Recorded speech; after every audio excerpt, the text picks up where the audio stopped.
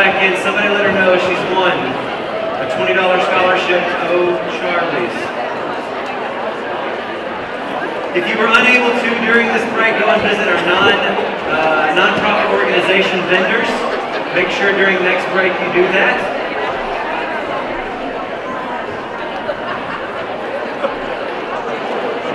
I do want to make a couple of announcements about the restrooms. We do have multiple men's and women's restrooms through the commons area, or if you would like through both of these exit doors, but back behind the curtain, we do have men's and women's locker rooms with restrooms available as well.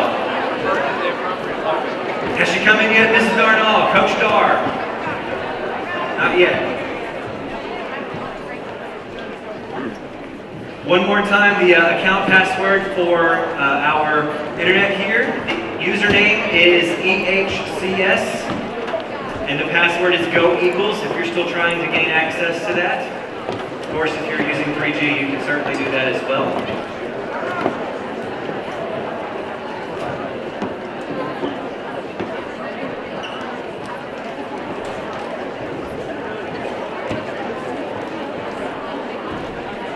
Several great tweets from Coach Dar. This one was a good one. Another one talking about maybe using our international students a little more to help teach and think globally. I thought those were great ideas. Coach Dar, have you come in yet? Ms. Darnall? What school? Good Pasture. Excellent. Coach Dar. Congratulations. We will be doing this again during the next break. I'm ready to move forward though. If you would grab your seats as quickly as possible. We were challenged in the first session to start thinking globally. Now, Dr. Hopper wants to share with us some questions about are we teaching globally. Let's once again make him welcome to the stage.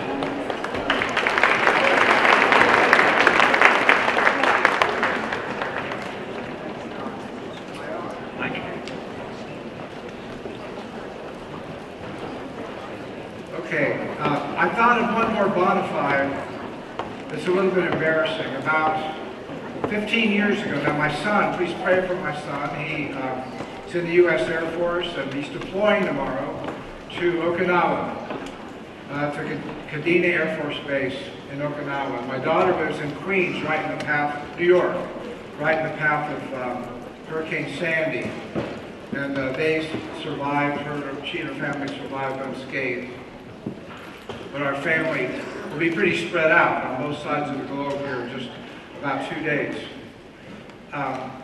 You were really wonderful to put up with all of that. I just want to tell you one more story. About 15 years ago, when my son was 8 or 9 years old, I made my first trip back in 20 years to Shelbyville and to Wheal to see the relatives that were there, to visit and to show my son. It was a road trip, and I wanted to show my son where his mother came from.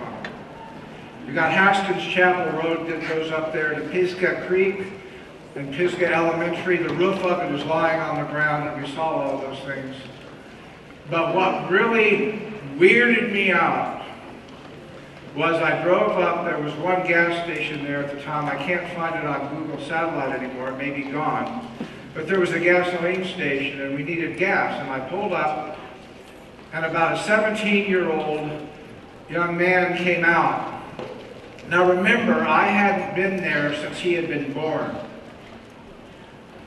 Okay, he was born while I was away, and he had never seen me before because he was too young to have ever seen me in Wheal. And he was pumping the gas and staring at me, and I said, "Hi." And he said, "Are you a white boy?" Well, that's not a racist comment. My mother's maiden name is White. Oh, and I just told you one of my security questions. Okay, please do not hack any of my accounts. I can't believe I made that mistake in front of a large audience.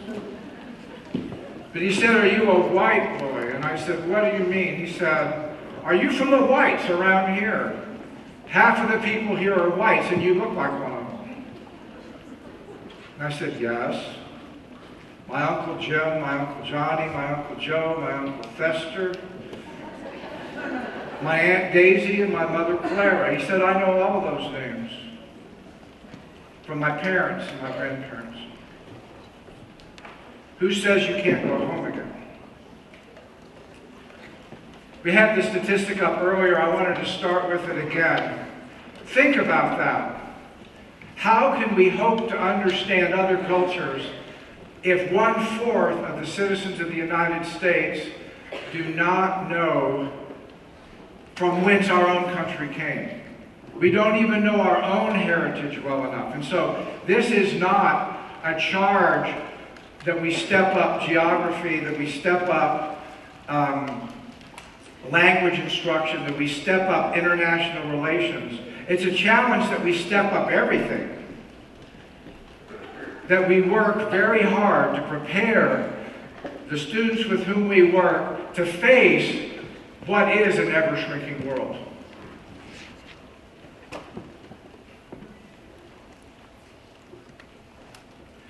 Now I'd like to tell you about a few things.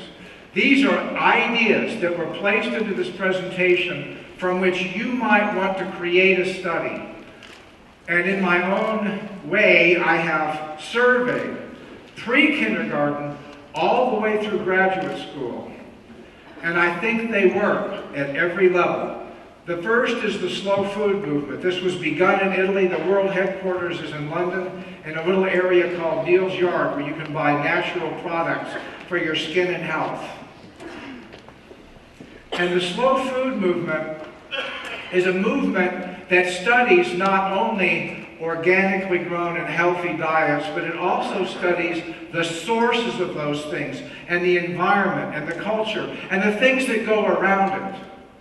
For example, do you realize that the billions of people in China eat rice that was planted 1 grain at a time by hand? When you understand that, you learn something about the patience of the Chinese people. You learn something about their mathematical ability. You've got a lot of time to think about multiplication if you're planting acre after acre of rice, 1 grain at a time. It reveals something. Whereas we want in 2 minutes to see 40 or 50 commercials. They can go by like that and we pick all of that up. Meanwhile, the Chinese are on their knees, 1 grain at a time, planting their food.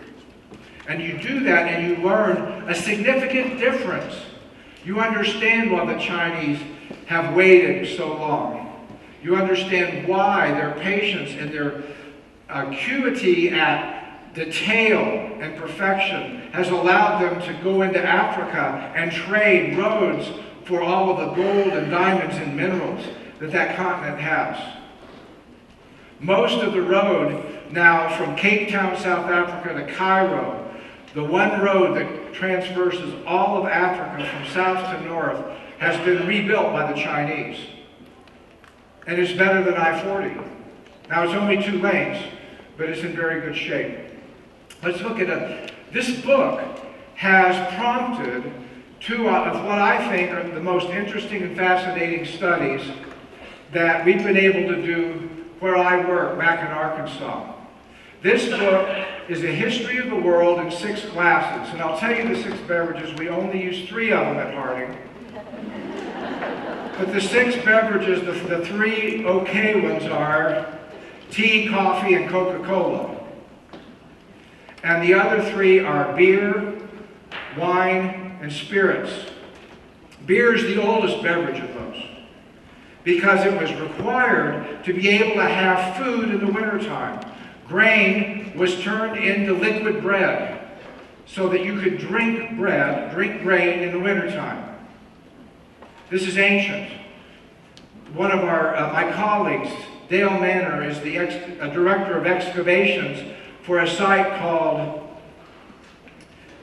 Tel Bet Shemesh, which is about 20 miles west of Jerusalem. And in there, he finds not only grain bins, but he finds beer vats. And this is from the Sumerian civilization, predating the Israelites' exodus from Egypt. It's the oldest beverage in the world. Well, we selected two, coffee and tea. And we did a study. Now, yes, we did get to go to some exotic places